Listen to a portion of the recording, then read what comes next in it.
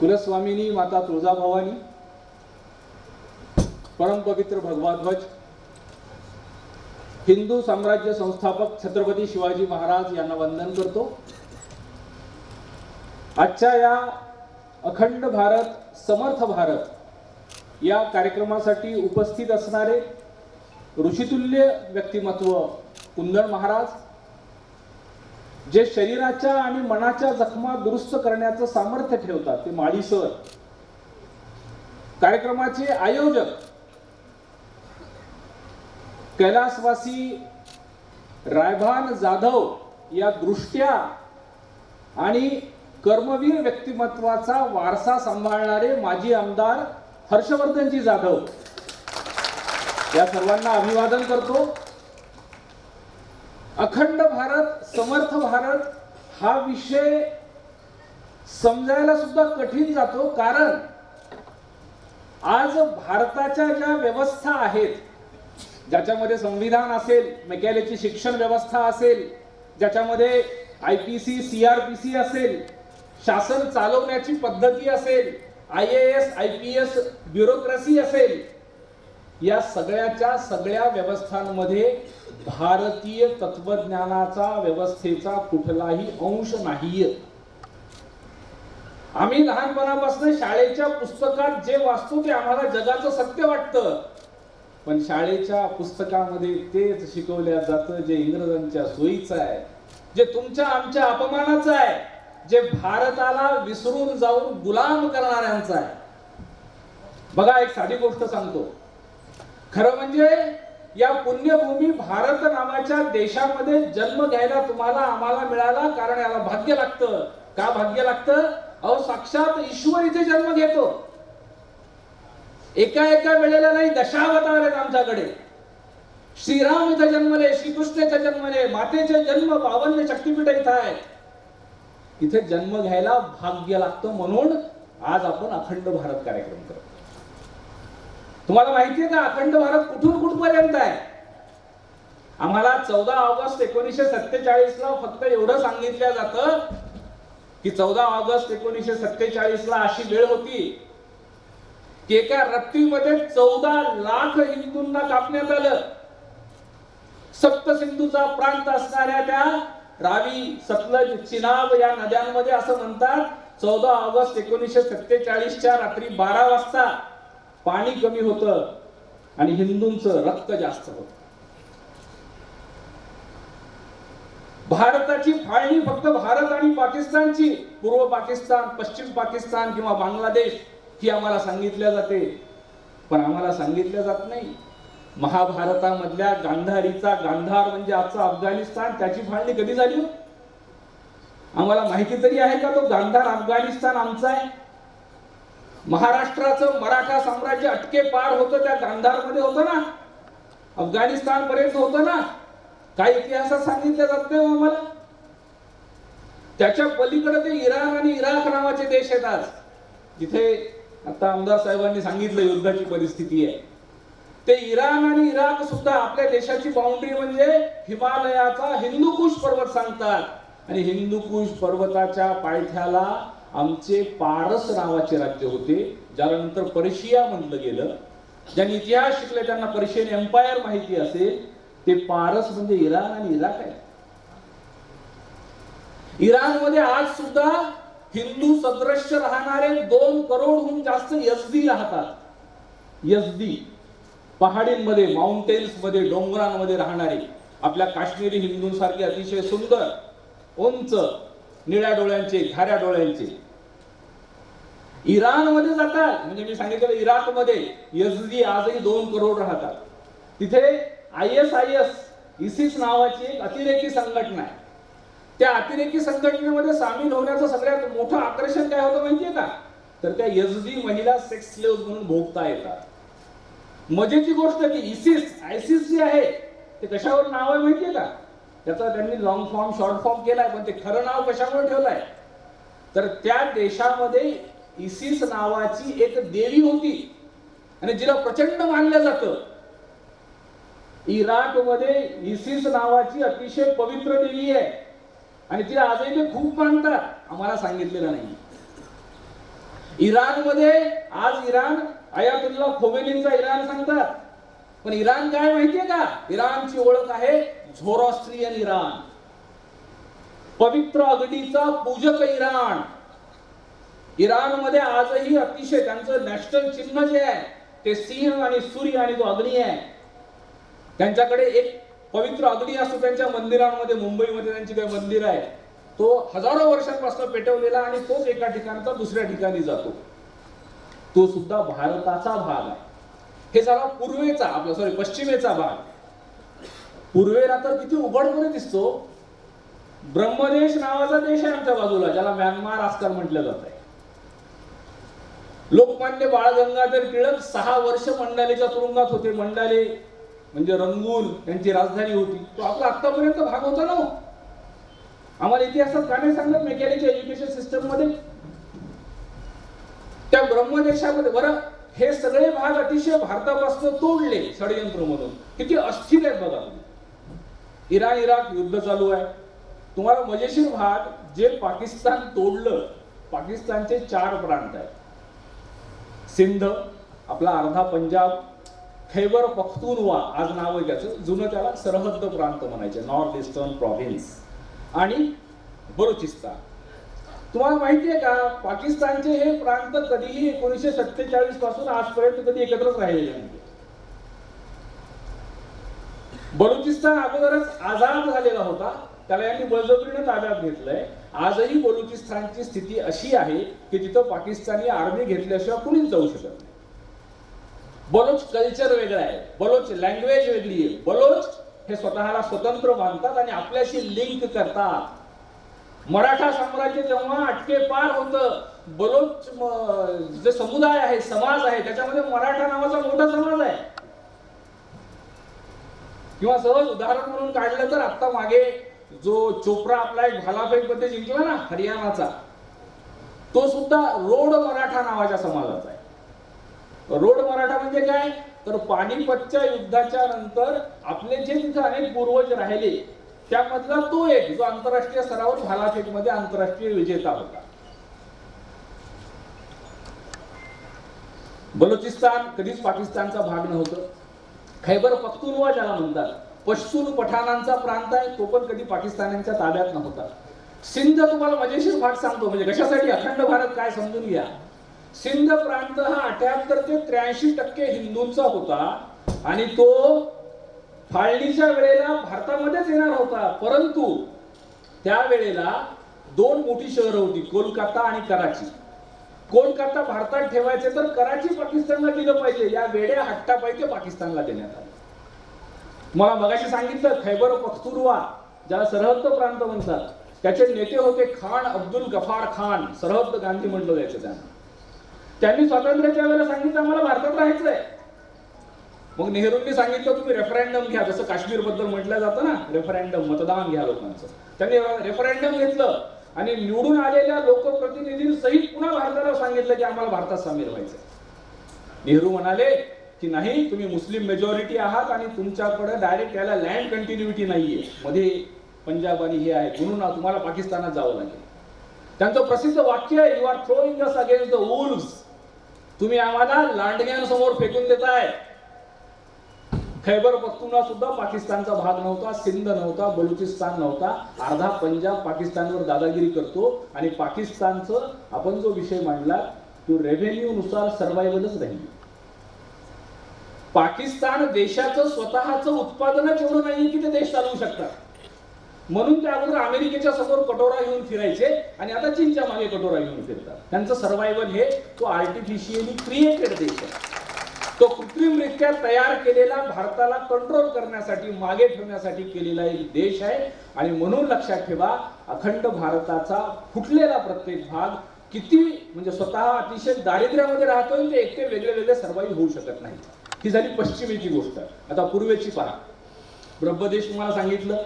ब्रह्मदेशाच्या पलीकडे इंडोनेशिया नावाचा एक देश आहे. इंडोनेशिया म्हणजे जगातले सगळ्यात जास्त मुस्लिम इंडोनेशियात राहतात. म्हणजे भारतात किंवा पाकिस्तानात नाही बरं, जगातली नंबर 1 ची मुस्लिम लोकसंख्या कुठे राहते? इंडोनेशियामध्ये. पण इंडोनेशियाच्या सरकारी नोटेवर श्रीराम आणि गणपती छापलेले. इंडोनेशियाच्या सरकारी विमान सेवेचं नाव जसे आपल्या अगोदर एअर इंडिया होती तसं तिचं गरुड आहे. आणि त्या इंडोनेशियाच्या नागरिकांना सरकारला विचारलं की तुम्हाला गरुड पक्षी आवडतो का, तर ते सांगतात की नाही, ते विष्णूचं वाहन आहे म्हणून आम्ही गरुड नाव ठेवलं आहे. आजही जगातली सगळ्यात मोठी रामलीला भारतात होत नाही, त्या इंडोनेशिया नावाच्या जगातल्या सगळ्यात जास्त मुसलमानांच्या बाली नावाच्या बेटांवर होते. त्यांना मग हे पाकिस्तानी विचारतात की अरे असं कसं काय, तुम्ही तर मुसलमान आहेत आणि तुमच्याकडे हे गणपती, श्रीराम, रामलीला असं कसं काय. तर त्यांचं उत्तर खूप साधं आणि सरळ आहे. त्याच्यामध्ये वसुदैव कुटुंबकमचा आपल्याला संदेश मिळतो.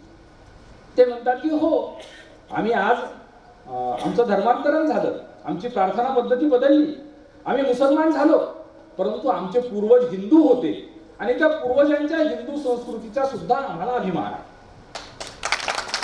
सोल्युशन किती सोपं आहे तसं पाहिलं तर किती सहजपणे येऊ शकतं. बघा, इंडोनेशियाच्या पलीकडे थायलंड नावाचा देश आहे. काय नाव आहे? थायलंड. त्या थायलंड देशाच्या राजा आणि राणीला आज सुद्धा श्रीराम आणि सीता म्हणतात. आज तिथे 14वा श्रीराम आणि 14वी सीता राज्य करतायत थायलंडमध्ये. आणि तुम्हाला खरं सांगतो, म्हणजे व्हिएतनाम, जावा, सुमात्रा हे तर तुम्हाला मी सांगू शकतोच, पण सोबत तुम्हाला सांगतो माझ्याही अंगावर मागे एकदा शहारे आले. श्रीराम जन्मभूमीवर अयोध्येला जेव्हा श्रीराम मंदिराच्या भूमिपूजनाचा कार्यक्रम पंतप्रधानांच्या हस्ते होणार होता, तेव्हा आपल्या पंतप्रधानांना कोरियाच्या महाराणीचा फोन आला. कोरिया म्हणजे कुठं माहिती का? जपानच्या जवळ. कोरियाच्या महाराणीचा. आणि त्यांनी पंतप्रधानांना म्हणाल्या की तुम्ही श्रीराम मंदिराच्या भूमिपूजन करणार आहात, तर मला रामललाला वस्त्र पाठवायचे आहेत. तर आपले पंतप्रधानही अनुभवी आहेत, त्यांना सगळं माहिती आहे, पण ते म्हटले की तुमचा काय संबंध आहे रामाशी, राम मंदिराशी. कोरियाची महाराणी सांगते की आम्ही रामाचे वंशज आहेत. अखंड भारत हा आजही सांस्कृतिक अर्थानं अस्तित्वात आहे. त्याला षडयंत्र करून तोडलेलं आहे. षडयंत्र कसं झालं बघा. 1947 ला भारत जेव्हा त्यांनी स्वतंत्र म्हणून आपल्याला सांगतात, ते खरंच स्वतंत्र आहे का? दुसऱ्या महायुद्धाच्या नंतर इंग्रजांची सत्ता एवढी कमजोर झालेली होती की त्यांचे सगळे मोठे मोठे जहाज जर्मन पाणबुड्यांनी बुडवून टाकले होते आणि त्यांना भारतावर राज्य करणं परवडत नव्हतं, नुकसानीच जात होतं. समजा तुमचा एखादा कारखाना किंवा दुकान आहे, नुकसानीच झाल्यावर तुम्ही काय करता? सुलूक लावून टाका बाबा, किमान घरचे पैसे जाऊ नये. तसं त्यांनी नुकसानीत जाणारी कॉलनी सोडून द्यायचं ठरवलं. इंग्रजांनी तारीख ठरवली होती 30 जुलै 1948. किती? 1948. पण मध्येच काय झालं? सुभाषचंद्र बोस हे आझाद हिंद सेना स्थापन करून भारताच्या स्वातंत्र्याला पुढे निघाले. सुभाषचंद्र बोस यांनी आजही इतिहास साक्षी आहे की आझाद हिंद सेनेचे सैनिक जेव्हा त्या पूर्वांचलामधल्या राज्यामधनं भारतामध्ये प्रवेश करते झाले, तर अख्ख्या सैनिकांनी पायातले बुट काढून जमिनीवर गडबडा लोळून आपली माती कपाळावर धारण केली होती की आम्ही आज भारत मातेचं दर्शन पुन्हा घेतोय. सुभाषचंद्र बोस यांनी सरकार स्थापन केलं. लक्षात ठेवा, ऑफिशियली स्वतःला पंतप्रधान घोषित केलं, मंत्रिमंडळ सांगितलं, नोटा छापल्या, नाणी छापली. त्यांच्या सरकारला 18 देशांनी मान्यता दिली. भारताचे खरे पहिले पंतप्रधान आहेत नेताजी सुभाषचंद्र बोस. आणि नेताजी सुभाषचंद्र बोस यांनी सरकार स्थापन केलं, त्यांच्या ताब्यात पूर्ण भारत जाईल म्हणून ब्रिटिशांनी काय केलं? गडबडीमध्ये त्यांच्याच एका इंग्रज अधिकाऱ्यानं, ज्याचं नाव होतं ॲलन ह्यूम, याने स्थापन केलेली ब्रिटिशांच्या सोयीसाठीची संघटना होती काँग्रेस. कुणी स्थापन केली होती? ब्रिटिश अधिकारी ॲलन ह्यूम याने. कशासाठी केली होती? 1857च्या उठावाच्या नंतर आपण भारतामध्ये शस्त्रांच्या बळावर राज्य नाही करू शकत. मग काय करायचं? आपणच एक संघटना स्थापन करायची, त्याचे नेते आपणच ठरवायचे आणि त्यांच्या ताब्यात रेडिओ आहे, न्यूजपेपर आहे, ते त्याच्यात दाखवायचं आणि भारतीय लोकांनी त्याच्या पाठीमागे उभं राहावं आणि आपण रडीचा डाव करून ताबा ठेवायचा. 250 वर्ष आपल्याला उल्लू बनवण्यात आलं. आणि म्हणून त्यांनी नेताजी सुभाषचंद्र बोस यांच्या ताब्यात भारत जाऊ नये म्हणून त्यांच्या ताब्यातल्या ताब्यात असणाऱ्या दलालांच्या हातात देश दिला. तुम्ही गुगलवर सर्च करा, त्यांनी 2 कायदे मांडले. एक आहे act of transfer of power आणि दुसरा आहे ऍक्ट ऑफ इंडिपेंडन्स. तुम्ही कधीही आता गुगल काढून वाचू शकता. ऍक्ट ऑफ इंडिपेंडन्स मध्ये लिहिलेलं आहे की dominion state of India and dominion state of Pakistan under British empire. हा आहे स्वातंत्र्याचा कायदा, आपण ज्याला स्वातंत्र्य म्हणतो. आणि डोमेनियन स्टेटची मागणी कोणाची होती माहिती का? आपल्याला एवढा इतिहास सांगतात ना की काँग्रेसने ही लढाई लढली. काँग्रेसनं कधी गोऱ्या इंग्रजांकडे कागदावर सुद्धा फ्रीडम किंवा स्वातंत्र्य ही मागणीच 1942 पर्यंत केली नव्हती. काँग्रेसच्या मागण्या होत्या dominion state, home rule, autonomy, स्वयंशासन. म्हणजे तुम्हाला एक बारीकसा कार्यक्रम सांगतो, गेम कसा असतो बघा. आपल्याला महाराष्ट्रात शिकवलं जातं लोकमान्य बाळ गंगाधर टिळक हे असंतोषाचे जनक होते आणि त्यांनी ती घोषणा दिली होती काय, स्वातंत्र्य हा माझा जन्मसिद्ध हक्क, स्वराज्य हा माझा जन्मसिद्ध हक्क आहे. बघा बारकावा कसा असतो. काय म्हणते रे, स्वराज्य हा माझा जन्मसिद्ध हक्क आहे. स्वराज्य म्हणजे ऑटोनॉमी, ब्रिटिश एम्पायरच्या अंतर्गत आम्हाला स्वयंशासन द्या. टिळकांना स्वातंत्र्य या शब्दाची घृणा होती, तिरस्कार होता. का हो हे कोणी का सांगत नाही आम्हाला? काँग्रेसच्या कोणत्याही माणसाला 1942 पर्यंत स्वातंत्र्य नावाचा शब्दच ठाऊक नव्हता. खरी लढाई कोणी लढली माहितीये का तुम्हाला? नाव सुद्धा माहिती नसतील. Hindustan socialist Republican army, Chandrashekhar Azad, Bhagat Singh, Sukhdev यांनी स्थापन केलेली हिंदुस्तान सोशलिस्ट रिपब्लिकन आर्मी. लाला हरदयाळ यांची एक संघटना होती गदर पार्टी नावाची. त्याच्यानंतर सुभाषचंद्र बोस यांची आझाद हिंद सेना, वीर सावरकरांची अभिनव भारत, या खऱ्या संघटना लढल्या. काँग्रेस ही इंग्रजांनी जन्म दिलेली संघटना आहे आणि इंग्रजांनीच आयुष्यभर इथं राहावं यासाठी काम करणारी होती. जो आहे तो चुकलेला आहे. सत्ता परिवर्तन करून आपल्याला सीमित यश मिळेल. जे काही आपण आता सत्ता परिवर्तन केलं आपल्याला काही मर्यादित यशही मिळालं. पण जसं माननीय आमदारांनी मगाशी सांगितलं तसं आपल्याला खरोखर भारताला पुन्हा पुनरुज्जीवित करायचं असेल, अखंड भारत करायचा असेल तर सत्ता परिवर्तन नव्हे, व्यवस्था परिवर्तन करावं लागेल. सिस्टम बदलाव्या लागतील आणि ज्या ज्या इंग्रजांच्या व्यवस्था आहेत त्या बदलून भारतासाठी ज्या आवश्यक आहेत त्या आम्हाला वापस मिळवता आल्या पाहिजे. आणि आम्हाला कोणी मागासलेले किंवा पिछडलेले असं सांगण्याचा प्रयत्न करतात. भारतीय लोक, हिंदू लोक अंधश्रद्धाळू आहेत असं सांगण्याचा प्रयत्न करतात. बघा मी तुम्हाला साधा फरक सांगतो.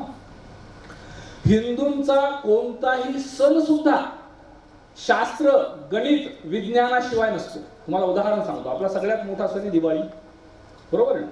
दिवाळी कधी असते माहिती आहे का तुम्हाला? पृथ्वी सूर्याभोवती प्रदक्षिणा घालताना तिचं अंतर बदलत असतं थोडंफार. तर सूर्याभोवती प्रदक्षिणा घालताना सूर्यापासून सगळ्यात जास्त अंतरावर जेव्हा पृथ्वी असते त्यावेळेला येणारी अमावस्या सगळ्यात जास्त काळोखी असते. लक्षात आलं ना? फिरताना सगळ्यात जास्त लांब असते तेव्हा अमावस्या जी काळोखी असते. मग त्या काळोख्या अमावस्या वेळेला सगळ्या पृथ्वीला गरज असते प्रकाशाची. मग सर्वात काळोख्या अमावस्येला सगळ्या जगभरामध्ये हिंदूच आहे जो घरोघरी दिवा लावतो आणि जगाला आवश्यक असणारा प्रकाश देतो. विज्ञान, गणित, खगोलशास्त्र किती आपल्यामध्ये आहे. अहो आमच्याकडं मकर संक्रांत आपण करतो. काय असते मकर संक्रांत?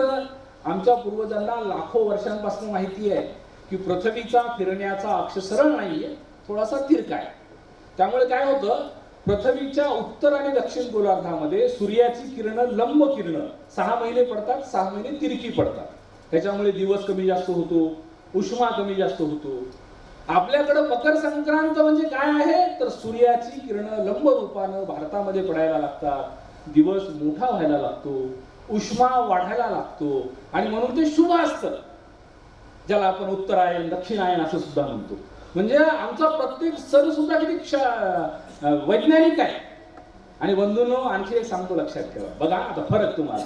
आपल्याला अंधश्रद्धाळू आणि स्वतःला वैज्ञानिक सांगणाऱ्या पाश्चात्य देशांविषयी सांगतो. बायबलमध्ये आजही तुम्ही वाचा, बायबलमध्ये लिहिलेलं आहे की विश्वाच्या केंद्रस्थानी पृथ्वी आहे आणि सर्व विश्व त्याच्या भोवती प्रदक्षिणा करतं. आता जेव्हा पहिल्यांदा एका कोपर्निकस नावाच्या त्यांच्याच एका सायंटिस्टने त्यांना सांगायचा प्रयत्न केला की नाही नाही, विश्व तर सोडून द्या, आपल्या ग्रहमालेच्या केंद्रस्थानी सूर्य आहे, त्याला ख्रिश्चन मिशनऱ्यांनी आयुष्यभर जेलमध्ये टाकले. त्याच्या एका दुसऱ्या शिष्यानं पुन्हा तेच मांडण्याचा प्रयत्न केला. एकाला विष देऊन मारलं, दुसऱ्याला जाळून मारलं. म्हणजे ते शास्त्रीय आहेत का अंधश्रद्धाळू आहेत? आणि दुसऱ्या बाजूला भारतामध्ये कोणत्याही हिंदूच्या घरामध्ये छोटी झोपडी जरी बांधली तर नवग्रह पूजा असते. म्हणजे आमच्या ग्रहमालेत 9 ग्रह असतात आणि केंद्रस्थानी सूर्य असतो हे आमच्या गरीबातल्या गरीब माऊलीला सुद्धा माहित आहे.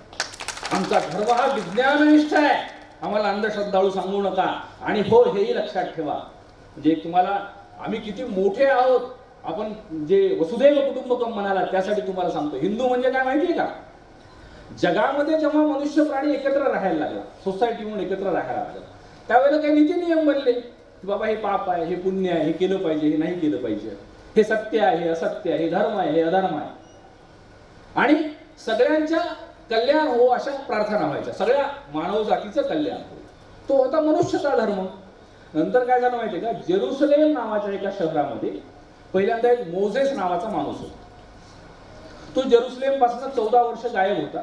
14 वर्षांनी आला. बऱ्याच जणांचं म्हणणं आहे की त्यावेळेस सर्वात जास्त तत्वज्ञान विकसित होतो भारतामध्ये येऊन शिकून गेला. परंतु त्याने काय सांगितलं वापस गेल्यावर की मला ईश्वराने दर्शन दिलंय आणि मानव कल्याणासाठी ही आज्ञा सांगितल्या. मी त्या ओल्ड टेस्टामेंट नावाच्या या पुस्तकात लिहिल्या. मला जे ईश्वराचा प्रेषित मानतील, हे पुस्तक मानतील, ही प्रार्थना पद्धती मानतील, ते स्वर्गात जातील, बाकीचे नरकात जातील. ठीक आहे. मग त्याला मानणाऱ्यांना नाव मिळालं ज्यू किंवा यहुदी. सगळ्यात पहिल्यांदा मनुष्य प्राण्यांमधला वेगळा वर्ग झाला ज्यू किंवा यहुदी. त्याच जेरुसलेम शहरामध्ये काही 100 वर्षांच्या नंतर पुन्हा दुसरा एक मनुष्य होता. असाच 14 वर्ष गायब, वापस आले. त्यांनी असंच एक पुस्तक, एक प्रेषित, एक प्रार्थना पद्धती, त्यांचं नाव येशू ख्रिस्त. त्यांना मानणाऱ्यांना ख्रिश्चन म्हणलं.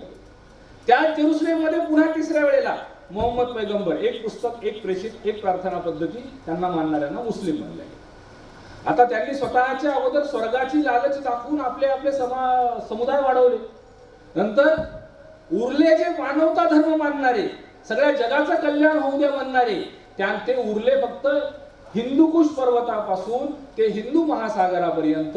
म्हणून जगानं आम्हाला नाव दिलं हिंदू. आम्ही खरे मानवता धर्म मानणारे आहोत. त्या ज्ञानेश्वरीमध्ये सुद्धा ज्ञानोबा रायांनी म्हणलेलं आहे. आमची प्रार्थना कशी आहे? जो जे वांशील तो ते लाहो प्राणी जात. अखंड प्राणी जगतामध्ये ज्याला जे पाहिजे ते मिळो, सगळ्यांचं कल्याण हो, हा मानवता धर्म मानणारा हिंदू. आणि हा हिंदूंचा हिंदुस्थान हा पुन्हा एकत्रित राहण्यासाठी अडचण काय आहे, चॅलेंज काय आहे आमच्या समोर बघा. आता अखंड भारत तुम्हाला सांगितलं, Iran, Iraq, Afghanistan, Pakistan, Bharat, Brahmadesh, Indonesia, Cambodia, Singapore, हाँगकाँग मध्ये सुद्धा आज काशी, अयोध्या, मथुरा नावाची नगर आहेत. तुम्ही कधी फिरायला गेला तर तुम्हाला सहजपणे आढळून येईल. तिबेट, वरचं तिबेट हे आतापर्यंत जम्मू काश्मीर स्टेटचं एक अंग होतं. आणि जर मुस्लिमांचं सगळ्यात मोठं तीर्थक्षेत्र जर मक्का मदिना असेल, ख्रिश्चनांचं सगळ्यात मोठं तीर्थक्षेत्र रोम असेल, हिंदूंचं सगळ्यात मोठं तीर्थक्षेत्र कैलाश मानस सरोवर आहे, जे आमच्यापासून षडयंत्र करून तोडल्या गेलेले, जे तिबेटमध्ये आहे. हा एवढा मोठा अखंड हिंदुस्थान. आता याच्यासमोर आव्हान काय आहे बघा. तुम्ही सर्वांनी एका काळात पाहिलेलं असेल की आमच्याच काश्मीर नावाच्या एका स्टेटमध्ये काय झालं, तर अक्षरशः मस्जिदींच्या लाऊडस्पीकरवरनं आवाहन करण्यात आलं, रलीब गलीब चलीब. म्हणजे इथे राहायचंय तर मुसलमान बना, नाही तर इथून चालले जा, नाहीतर ह्या क्रमाने नंबर 1 2 3 4 मारून टाकू.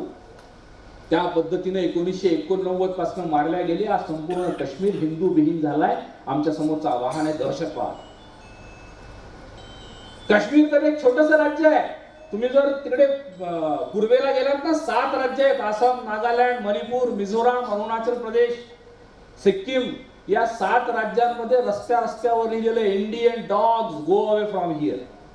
भारतीय कुत्र्यांनो चालते व्हा. We are Khasi by blood, Indian by accident. आम्ही रक्तानं खासी आहेत, भारतीय अपघातानं आहेत का? 7 राज्यांमध्ये ख्रिश्चियन कन्व्हर्जन एवढ्या मोठ्या प्रमाणात झालंय की ते म्हणतात आमचं राष्ट्र वेगळं आहे, आम्ही मंगोलाइड आहेत, आम्ही भारतीय नाहीये. हे आमच्या समोरचे आव्हान आहेत. आणि जसं माननीय आमदारांनी सांगितलं की खरोखर आमच्या देशाचं सगळ्यात मोठं रेव्हेन्यू काय होतं अगोदर, तर भारत जगाची 30% GDP होता. आणि उत्पादन काय होतं माहितीये का? क्रमांक 1 कृषी शेती आणि क्रमांक 2 आमचे प्रीमियम प्रॉडक्ट 2 होते सिल्क अँड स्पाइसेस, रेशीम आणि मसाल्याचे पदार्थ. म्हणजे भारतामधल्या शेतकऱ्याला किती मोठं महत्व होतं माहितीये का? रामायणामध्ये एक श्लोक आहे, 2.25 लाख वर्षांपूर्वींचं रामायण आहे. रामायणात एक श्लोक आहे, त्याचा अर्थ आहे त्या राजाला दरिद्री समजावं ज्याच्या राज्यामधला शेतकरी हा शेतीसाठी पर्जन्यावर अवलंबून आहे. कळलं का? म्हणजे रामायण काळामध्ये सुद्धा शेतकरी शेतीसाठी पावसावर नव्हता अवलंबून. प्रत्येक गावाचे 2 तलाव, कॅनल सिस्टम आणि गुरुकुल असायचं. 100% साक्षरता होती आमच्याकडे. आदर्श असा अखंड हिंदुस्थान होता. अडचण कुठे आली माहितीये का? इंग्रजांना भारताचा ताबा ठेवताना ठाऊक होतं की इथे आपण अशा पद्धतीने ताबा नाही ठेवताना गरीब करावं लागेल. मग त्यांनी आणला एक एसेन्शियल कमोडिटी ऍक्ट, जीवनावश्यक वस्तू नियंत्रण कायदा. आणि त्यांनी काय केलं? शेतकऱ्याचे सगळे धान्य या जीवनावश्यक वस्तूच्या यादीत टाकले. आजही लक्षात ठेवा, जर तुम्ही खरे शेतकरी असाल तर शेतकऱ्याला दरिद्री करणारं काय आहे? इंग्रजांचा जीवनावश्यक वस्तू नियंत्रण कायदा. आणि त्यांनी काय केलेलं आहे? जीवनावश्यक वस्तूंच्या यादीत टाकलं आणि सरकारची खूप मोठी यंत्रणा उभी केली आहे की जी या जीवनावश्यक वस्तू स्वस्त ठेवण्यासाठी भारतीय शेतकऱ्याचं धान्य याच्या अगोदर दुसऱ्या देशातल्या शेतकऱ्याचं धान्य भारताच्या 4पट भावात विकत घेतात. गावा एवढ्या मोठ्या मोठ्या जहाजांमध्ये भरतात, भारताच्या मार्केटमध्ये टाकतात. नंतर भारताचं धान्य येतं, त्याचा मग निर्यात बंदी करतात. म्हणजे आंतरराष्ट्रीय बाजारातल्या भावाचा आणि आपल्या किमतीचा काही संबंध राहू नये आणि त्याला कमी भावामध्ये भारतात ठेवतात. आणि म्हणून शेतकरी दरिद्री. जर भारताला पुन्हा महासत्ता बनवायचं असेल, स्ट्रॉंग बनवायचं असेल तर पहिली गरज आहे शेतकरी समर्थ झाला पाहिजे. आणि शेतकरी समर्थ करण्यासाठी सगळ्यात पहिले जीवनावश्यक वस्तू नियंत्रण कायदा रद्द केला पाहिजे. आणि सरकारनं कोणताच उपकार करू नये. जो आंतरराष्ट्रीय बाजारामध्ये धान्याचा भाव आहे तो मिळू द्या. तुम्ही काही कमी करू नका, जास्त करू नका. तुम्हाला माहितीये का? आंतरराष्ट्रीय बाजारात आमच्या शेतीच्या धान्याचा भाव असा आहे की 10 एकर असणारा माणूस 6 महिन्याला एकदा 40 ते 50 लाख रुपये कमवतो. आम्हाला कृत्रिमरित्या शेतकऱ्याला गरीब केले भारताचा ताबा ठेवण्यासाठी. आणि म्हणून जीवनावश्यक वस्तू नियंत्रण कायदा रद्द झाला पाहिजे. आणि आम्हाला आंतरराष्ट्रीय बाजारातला भाव मिळाला तर भारत पुरा समर्थ व्हायला लागेल. आणि आमचे जे 2 प्रीमियम प्रॉडक्ट होते सिल्क आणि स्पाइसेस, बंधूंनो, रेशीम आणि मसाल्याच्या पदार्थांचा भाव असा आहे, होता, आजही आहे, ते विकले तर त्याच्या बदल्यामध्ये हिरे घेत आहेत. तुम्हाला एक छोटंसं उदाहरण सांगतो. आपल्याला ह्या मेकॅलेच्या एज्युकेशन सिस्टम मध्ये शिकवतात की वास्को द गामाने भारताचा शोध लावला. बरोबर ना? पुस्तकात सांगतात. त्याच्या अगोदर भारत नव्हता का? मी शोधली एक वास्को द गामाची diary of Vasco da Gama, पोर्तुगीज संग्रहालयामध्ये आहे. त्या वास्को द गामा स्वतः काय लिहितो माहिती का त्या कार्यक्रमामध्ये, त्याच्या डायरीमध्ये, की त्यावेळेला भारतासोबतचा व्यापार हा सर्वात जास्त फायद्याचा व्यापार होता. भारताच्या रेशीम आणि मसाल्याच्या पदार्थांच्या बद्दल हिरे विकत घ्यायचे. मग मला भारतात जायचं होतं. रस्ता शोधत शोधत मी दक्षिण आफ्रिकेच्या केप ऑफ गुड होपला पोहोचलो. तिथून पुढला रस्ता मला ठाऊक नव्हता. मग मी स्थानिक लोकांना विचारत होतो. त्यांनी सांगितलं तिथे गुजरातचा एक चंदन नावाचा व्यापारी आहे, त्याला तुम्ही विचारा. मी त्या चंदन नावाच्या व्यापाऱ्याकडे गेलो. तो आपला बाजेवर बसलेला होता. त्याला म्हटलं मला भारतात जायचंय. तो म्हटलं ठीक आहे, काय हरकत नाही, तू 3 दिवसांनी मी निघणार आहे, माझ्या पाठीमागे ये. मी त्याला विचारलं तू काय करतो? तो म्हटला मी भारतामधनं रेशीम आणि मसाल्याचे पदार्थ घेतो, इकडे विकतो, त्या बदल्यामध्ये हिरे घेतो आणि भारतात जाऊन पुन्हा हिरे विकत वापस विकतो आणि पुन्हा वापस रेशीम आणि मसाल्याचे पदार्थ घेऊन येतो. वास्को द गामा लिहितो की 3 दिवसांनी मी त्या चंदन नावाच्या गुजरातच्या व्यापाऱ्याच्या पाठीमागे गेलो. त्याचं जहाज 9 मजले उंच, माझं जहाज अतिशय छोटंसं पतंगासारखं, त्याच्या पाठीमागे मी त्या कालिकत नावाच्या बंदरात पोहोचलो आणि तिथून नंतर मी व्यापाराला लागलो. आणि आम्हाला काय शिकवतात?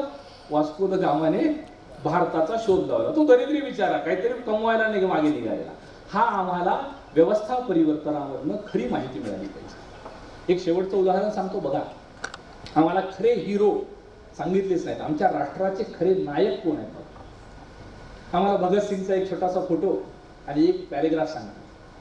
तुम्हाला माहिती आहे का, सरदार भगतसिंग यांच्या 3 पिढ्या स्वातंत्र्य लढ्यामध्ये कुर्बान झाल्या. 3 पिढी. आजोबा क्रांतिकारक होते, अंदमानला तेलू गाळत गाळत वारले, क्षयरोगाने. 3 म्हणजे वडील आणि दुसरे 2 भाऊ होते, 3 जण. तिघही भाऊ स्वातंत्र्य लढ्यामध्ये, 2 जण अंदमानला गेले. एका भावाला, यांच्या वडिलांना अजित सिंह, बाकीच्यांनी सांगितलं अरे घरात सगळ्या महिलाच आहेत, तू जरा जपून जपून राहा, म्हणजे घरी तरी राहायला पाहिजे. त्यांचे वडील कसे बसे घरी राहिले. एक काका अंदमान मधनं नंतर पळून युरोपमध्ये जाऊन संघर्ष करत होते. 1947 ला स्वातंत्र्य मिळाल्यावर भारतात आले. मला माहिती का, ज्याने एवढं बलिदान दिलं भगतसिंगने, त्याचं खडकटला नावाचं गाव स्वातंत्र्यानंतर पाकिस्तानात गेलं. त्यांचे काका त्यांना वापस आल्या पंतप्रधान निवासामध्ये नेहरूंनी सत्कार करून गावाकडे पाठवलं होतं. ते म्हटले अरे मला नेहरूला जाऊन सांगायचं आहे की फाळणी करू नको. त्यांना जाऊ देत नव्हते घरचे. म्हटले जर मला तुम्ही जाऊ दिले नाही तर माझा प्राण जाईल. आणि भारताच्या फाळणीच्या अगोदर 14 ऑगस्ट 1947 ला रात्री 12च्या अगोदर अचानक त्यांनी प्राण सोडले. सरदार भगतसिंगांचे सगळेच्या सगळे भाऊ अंदमानला. आणि मोठी गोष्ट सांगतो बघा, सरदार भगतसिंगांनी असेंब्लीमध्ये बॉम्ब फोडला. त्यांनी एक पत्रक वाटलं होतं, फिलॉसॉफी ऑफ बॉम्ब, बॉम्बचं तत्वज्ञान. त्याचा एक मतितार्थ होता, बहरों को सुधारने के लिए धमाकों की जरूरत पडती है. बहिरांना ऐकवण्यासाठी स्फोट करावे लागतात, तेव्हाच त्यांच्या कानाच्या पडद्यांना ऐकू जातं. सरदार भगतसिंगांनी असेंब्लीमध्ये कुणालाही इजा होणार नाही अशा शार्पनेसला नुसता स्फोट केला. अटक झाल्यावर त्यांनी कोर्टामध्ये सगळं सांगायला लागले, वर्तमानपत्रांमध्ये छापायला यायला लागले, लोकांमध्ये जागृती निर्माण व्हायला लागली. न्यायाधीशानं नंतरची सुनावणी इन कॅमेरा करायचा प्रयत्न केला, तरी त्यांनी जे बोलतायत ते बाहेर जात होतं. त्यांना फाशीची शिक्षा झाली. सरदार भगतसिंगांना फाशीची शिक्षा झाल्यावर आई भेटायला गेली. आईला काय म्हणतात माहितीये का, बिब्बे मेरी फांसी होने के बाद मेरी लाश को लेने के लिए मत आना. आई मला फाशी झाल्याच्या नंतर माझा मृतदेह घ्यायला तू येऊ नकोस का. तुझ्या डोळ्यामध्ये अश्रू येतील आणि जग म्हणेल की देखो सरदार भगतसिंग की माँ रो रही है. आईला, सख्या आईला सांगणारा काय क्रांतिकारक असेल. सरदार भगतसिंगांना फाशीच्या 1 दिवस अगोदर कायदा असतो की सगळ्या कुटुंबियांना भेटता येतं. भगतसिंग, सुखदेव, राजगुरू या सगळ्यांचे कुटुंबीय आणि नातेवाईक भेटायला. इंग्रजांच्या जेलरनं सांगितलं की फक्त आणि आई वडिलांना भेटता येईल, बाकीच्या काका, मामा, मावशा, आत्या यांना भेटता येणार नाही. आपल्याकडे माहिती आहे नातं किती घट्ट असतं. त्या सगळ्या नातेवाईकांच्या घोषणा सुरू झाल्या, राग यायला लागला. बघा सरदार भगतसिंगांचे वडील होणं किती कठीण असतं. त्या तशा वातावरणात वडील त्यांच्या आईकडे गेले आणि म्हणाले, बघ इथं आपण एका सरदारला भेटायला आलो, पण हे इंग्रज याचा फायदा घेऊन आपल्यावर गोळीबार करतील आणि 100 भगतसिंग शहीद होऊन इथून जातील. मी जरी भगतसिंगचा वडील असलो माझा ऐकणार नाहीत लोक. तू त्याची आई असतो, इथून उठ आणि बाहेर जाऊन बस, तुझ्या पाठीमागे सगळे येतील. सरदार भगतसिंगची आई काय असते, ती तशा मुलाला शेवटच्या डोळ्यानं बघायला चालली आहे 1 दिवस अगोदर. तशा याच्यामध्ये ती न बघता बाहेर निघते, बाहेर जाऊन उभी राहते.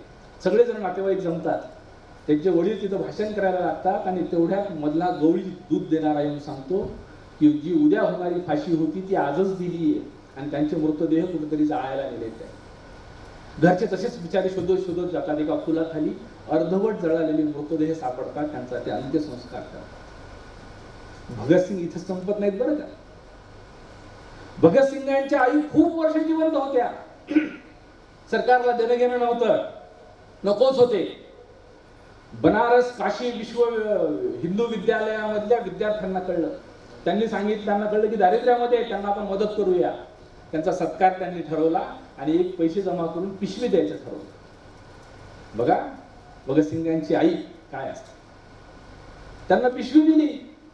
पिशवी दिल्यावर त्यांना कळलं की मला प्रवासामध्ये भगतसिंग सोबतचा जो बटुकेश्वर दत्त होता तो जिवंत आहे आणि तो खूप गरिबीत आहे.